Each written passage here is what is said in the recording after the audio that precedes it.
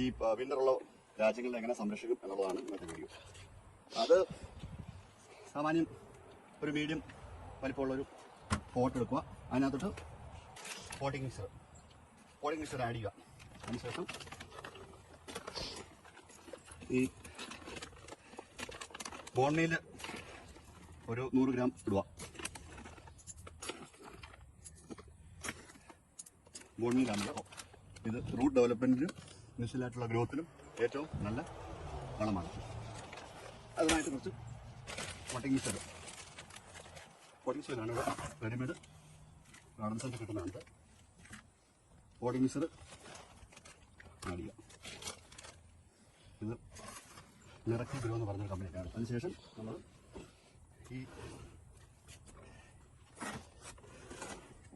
ഈ കരിവേപ്പിന് 2 എണ്ണമാണ്. ഇതിൽ ഒരെണ്ണം നമ്മൾ ഇളക്കുക. താഴേന്ന്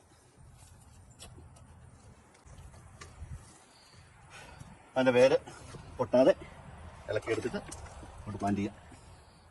അപ്പോൾ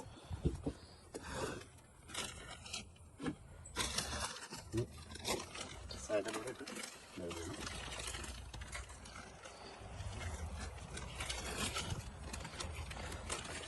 ഈ നമ്മളും ഇത് ഇതിൻ്റെ മൂട്ടിൽ ചോട്ടിൽ കിളിച്ച് വരുന്നതാണിത്. അത് നമ്മൾ പ്ലാൻ ചെയ്തെടുക്കുന്നതാണ്. ഇപ്പം ഒരു അതിനുശേഷം നമുക്ക് വലിയ രാത്രിയൊക്കെ പോട്ടിംഗ് മിക്സറെടുത്ത് മിക്സ് ചെയ്യാം. അപ്പോൾ പോട്ടിങ്ങായി.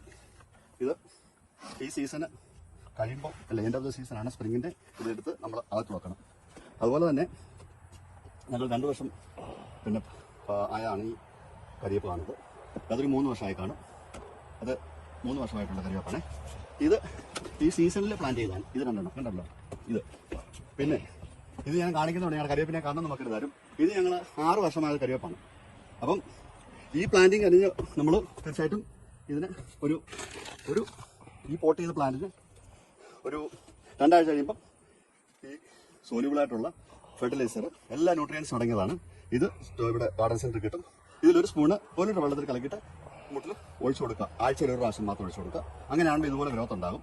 അതാണ് ഈ തണുപ്പുള്ള രാജ്യത്തെ നമുക്ക് ഈ കരിവേപ്പിനെ നമുക്ക് പരിരക്ഷിക്കാനുള്ള അല്ലെങ്കിൽ അതിനെ മെയിൻറ്റെയിൻ ചെയ്ത് വളർത്തിക്കൊണ്ട് വരാൻ ഈ പരുവത്തിൽ ആകുന്നുള്ളൊരു മെത്തേഡാണ് ഇത്.